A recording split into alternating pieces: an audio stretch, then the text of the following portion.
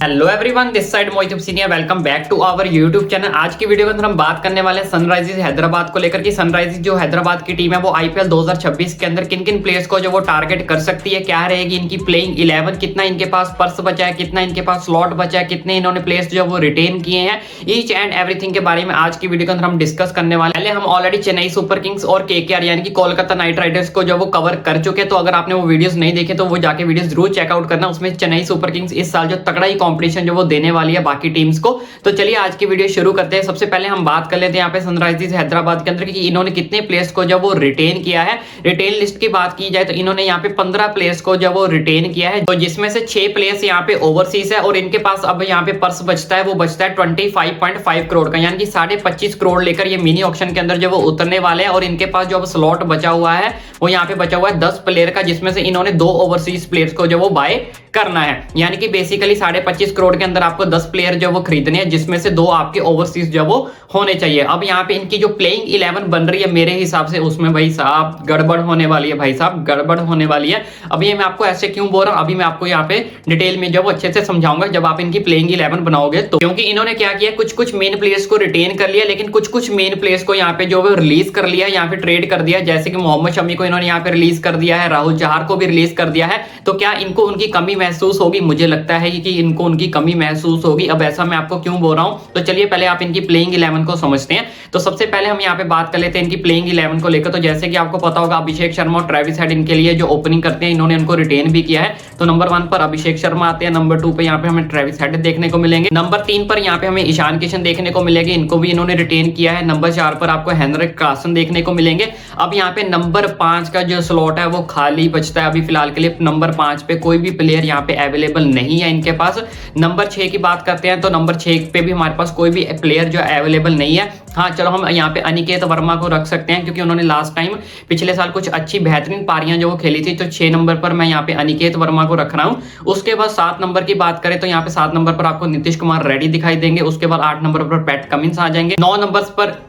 9 number पर यहाँ पे आपको हर्षल पटेल दिखाई देंगे। 10 नंबर पर यहाँ पे आपको ईशान मलिंगा दिखाई देंगे। 11 नंबर का स्लॉट यहाँ पे फिर से जो वो खाली बचता है, जो कि एक बॉलर का है। तो यहाँ पे अगर ये चाहे तो यहाँ पे ये जयदेव उनाडकर या फिर जीसन अंसारी को जो वो खिला सकते हैं, क्योंकि पिछले साल उनकी भी परफॉर्मेंस जो काफी ज्यादा अच्छी थी। बेसिकली यहाँ पे अगर बात की जाए तो इनके पास यहाँ पे 5 नंबर का स्लॉट बचता है कि यहाँ पे इनको 5 नंबर पे एक ऐसे प्लेयर की जरूरत है जो यहाँ पे आपका फिनिशर का काम करे। लेकिन 6 नंबर पर अनिकेत वर्मा आते हैं, 7 नंबर पर नीतीश कुमार रेड्डी आ जाते हैं, 5 नंबर पर इनको एक ऐसा प्लेयर चाहिए जो दोनों को जो है क्या कर सके, संभाल सके, क्योंकि अनिकेत वर्मा के पास उतना एक्सपीरियंस नहीं है। उसके बाद नीतीश कुमार रेड्डी आ जाते हैं। यानी कि देखा जाए मिडिल ऑर्डर जो पहले 4 यहाँ पे हमारे पास बल्लेबाज है, उनके बाद अगर उनको निकाल दिया जाए तो उसके बाद 5, 6, 7 में मुझे थोड़े से एक्सपीरियंस की जो कमी यहाँ पे दिखाई दे रही है, जो लंबी पारी खेल सके आपके लिए, जो गेम को एंड कर सके, वो ऐसा इनके पास कोई प्लेयर यहाँ पे हमें दिखाई नहीं दे रहा है फिलहाल के लिए। ना ही 5 नंबर पे है, ना ही 6 नंबर पे है, ना ही 7 नंबर पे। नीतीश कुमार रेड्डी हाँ थोड़ा सा पारी को संभाल सकते हैं। अनिकेत वर्मा ने लास्ट टाइम जो अच्छी कुछ पारियां खेली थी,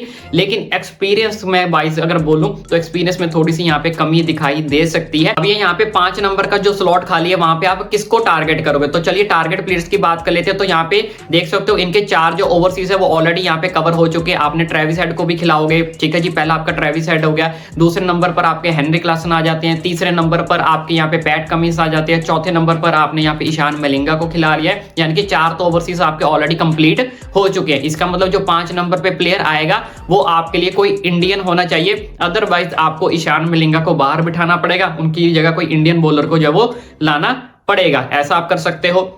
अदरवाइज यहाँ पे बात की जाए अगर इंडियन कोई ऐसा जो प्लेयर इनको मिल जाए जो आपके लिए गेम को फिनिश कर सकता है 5 नंबर, यहाँ पे एक ही प्लेयर जो फिलहाल हमारी नजर में दिखाई दे रहा है वो है वेंकटेश अय्यर। जी हाँ, वेंकटेश अय्यर इनके लिए यहाँ पे 5 नंबर पर जो अपनी जगह बना सकते हैं, या फिर 5 नंबर पर अनिकेत वर्मा आ सकते हैं। 6 नंबर पर आपको नीतीश कुमार रेड्डी दिखाई दे सकते हैं। 7 नंबर पर भी आप वेंकटेश अय्यर को जो वो खिला सकते हो, क्योंकि ओवरसीज खिलाने के लिए आप यहाँ पे लिविंगस्टन को भी टारगेट कर सकते हो और एंड्रे रसल को भी टारगेट कर सकते हो 5 नंबर के लिए। लेकिन बात वही है कि फिर आपको जो है ईशान मलिंगा को जो वो बाहर बिठाना पड़ेगा, क्योंकि आपके पास ऑलरेडी 4 ओवरसीज जो वो कंप्लीट बैठते हैं। अदरवाइज फिर अगर आप ईशान मलिंगा को बाहर बिठाओगे फिर नीचे आपको बॉलर्स में प्रॉब्लम हो जाएगी। फिर 10 नंबर और 11 नंबर का स्लॉट आपके लिए जो वो खाली हो जाएगा। जहां तक मुझे लगता है कि यहाँ पे फिर इनके लिए वेंकटेश अय्यर जो वो सबसे यहाँ पे सही बैठते हैं 5 नंबर पे। अगर आप ईशान मलिंगा को बिठाओगे तो सेकंड प्रेफरेंस रहेगी यहाँ पे लियम लिविंगस्टन की, थर्ड प्रेफरेंस यहाँ पे रहेगी एंड्रे रसल की। तो ये 3 मेन प्लेयर्स को जो है वो सनराइजर्स हैदराबाद जो वो टारगेट कर सकती है। तो चलिए बात कर लेते हैं अब 10 नंबर और 11 नंबर के प्लेयर्स की। तो 10 नंबर पे जैसे कि मैंने आपको बताया कि ईशान मलिंगा खेलते हुए दिखाई दे सकते हैं।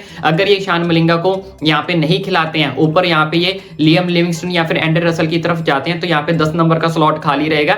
तो जहां पे ये जीजन अंसारी को खिला सकते हैं, 11 नंबर पे आपके पास जयदेव उनाडकट आ जाएंगे। या फिर अगर आपने, क्योंकि मोहम्मद शमी को आपने ट्रेड कर दिया, राहुल चार को आपने जाने दिया, तो इसकी जगह आप 2 प्लेयर्स को और 2 बॉलर्स को आपको जो वो टारगेट करना पड़ेगा। तो वो कौन कौन से बॉलर्स हो सकते हैं, तो चलिए उसके बारे में डिस्कस कर लेते हैं। तो सबसे पहला बड़ा नाम यहाँ पे निकलकर सामने आ रहा है रवि बिश्नोई का, जो कि राहुल चार की रिप्लेसमेंट हो सकते हैं। दूसरा बड़ा नाम यहाँ पे निकलकर सामने आ रहा है करण शर्मा की तरफ भी जो वो जा सकते हो। तीसरा बड़ा नाम यहाँ पे निकलकर सामने आ रहा है मोहित शर्मा का, तो आप मोहित शर्मा की तरफ भी जा सकते हो। अगर आप ईशान मलिंगा को नहीं खिलाना चाहते तो उसके लिए कोई ओवरसीज प्लेयर खरीदना चाहते, क्योंकि 2 स्लॉट अभी आपके पास अवेलेबल है, तो आप मतीशा पथिराना की तरफ भी जा सकते हो। उसके बाद नेक्स्ट बड़ा नाम यहाँ पे निकलकर सामने आता है आकाशदीप की तरफ आप जा सकते हो। और उसके बाद नेक्स्ट बड़ा नाम यहाँ पे निकलकर सामने आता है, वो निकलकर सामने आता है आकाश माधवाल का, तो आप आकाश माधवाल की तरफ भी जो वो जा सकते हो। लेकिन उसके बाद देखा जाए कि जो इनके मेन बॉलर्स यहाँ पे रहेंगे वो पैट कमिंस रहेंगे। पैट कमिंस के साथ अगर ये ईशान मलिंगा को खिलाते तो वो आपके मेन बॉलर रहेंगे। अगर रवि बिश्नोई इनको ज्वाइन कर लेते हैं तो वो भी आपके मेन बॉलर जो वो बन जाएंगे। अदरवाइज इनके प्लेइंग 11 में देखा जाए तो मुझे 2 से 3 ही मेल बॉलर्स जो है यहाँ पे दिखाई दे रहे हैं। तो इनके पास थोड़ी सी बॉलर की भी जो है एक्सपीरियंस की कमी हो सकती है, क्योंकि पैट कमिंस आपके लिए 4 ओवर डालेंगे। दूसरे नंबर पर आपके लिए ईशान मलिंगा जो 4 ओवर डालेंगे। तीसरा आप अगर जयदेव उनाडकट को खिला लेते हो तो 4 ओवर्स वो आपके लिए कंप्लीट कर देंगे। बाकी के जो 8 ओवर्स है उसके लिए मुझे यहाँ पे कुछ बॉलर्स की यहाँ पे गड़बड़ी दिखाई दे रही है, इसलिए मैंने आपको स्टार्टिंग में बोला था इनकी जो प्लेइंग 11 में थोड़ी सी प्रॉब्लम जो वो क्रिएट हो रही है। नंबर पे भी इनको कोई ऐसा प्लेयर ढूंढना पड़ेगा जो विस्फोटक हो और इंडियन हो। और वैसे ही इनको 10 और 11 नंबर पे कोई ऐसा बॉलर चाहिए जो आपको पूरा एक्सपीरियंस झोंके, क्योंकि 10 नंबर पे पहले मोहम्मद शमी आ जाते थे, राहुल चार थे, तो वहां पे आपका जो कंप्लीट हो जाता था। लेकिन अब यहाँ पे 10 नंबर और 11 नंबर के स्लॉट जो वो खाली हैं, जहां पे थोड़ी सी मुझे लगता है कि एक्सपीरियंस की कमी जो इनके पास हो सकती है। अगर ये मतीशा पथिराना को बाय कर लेते हैं या फिर मोहित शर्मा को बाय कर लेते हैं, फिर इनकी जो बॉलिंग लाइनअप है वो थोड़ा सा सेटअप हो सकता है। बाकी आपको कैसी लगी ये प्लेइंग 11 मुझे कमेंट करके जरूर बताएं, और आपके हिसाब से प्लेइंग 11 क्या होनी चाहिए, किन किन प्लेयर्स को सनराइजर्स हैदराबाद को टारगेट करना चाहिए, मुझे कमेंट करके अपनी राय जरूर बताएं। और इसी तरह की लेटेस्ट अपडेट पाने के लिए अपने भाई के चैनल को सब्सक्राइब करना ना भूलें। Run away, I don't have to plan it. I can go, change my fate, you won't understand it. All alone, that's okay, people I can't stand them. They don't want me to change, keep me where I'm standing. And I don't wanna be where I am, and I want something more, take a chance.